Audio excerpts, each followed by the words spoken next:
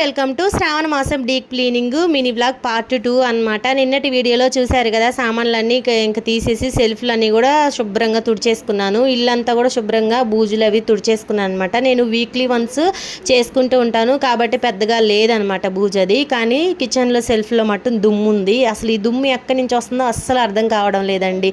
నిజంగా ఒకరోజు క్లీన్ చేయకపోయినా కూడా అంత దుమ్ము వచ్చేస్తూ ఉంటుందన్నమాట. ఈరోజు సామాన్లన్నీ కడిగి సెల్ఫ్లో బాలించుకున్నాను. 2 రోజులకంతా దుమ్ము పట్టేసి ఉంటాయి.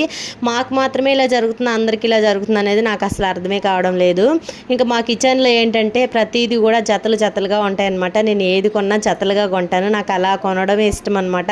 ఎప్పుడన్నా మర్చిపోయి ఒక్కటి కొన్నానంటే ఇంకొకటి దానికి జోడీగా కొనే వరకు నా మనసు అయితే ఊరుకోదనమాట. ఇంకా సామాన్లన్నీ ఇలా ఆరబెట్టుకొని మళ్ళీ నైట్ అవన్నీ కూడా సెల్ఫ్లో అయితే సర్దుకున్నాను అనమాట. అదైతే నెక్స్ట్ వీడియోలో చూపిస్తాను. ఫుల్గా మా కిచెన్ టూర్ అయితే చేసి చూపిస్తాను. మీరైతే వీడియోని లైక్ చేసి ఛానల్ని ప్లీజ్ సబ్స్క్రైబ్ చేసుకొని వెళ్ళండి. బాయ్.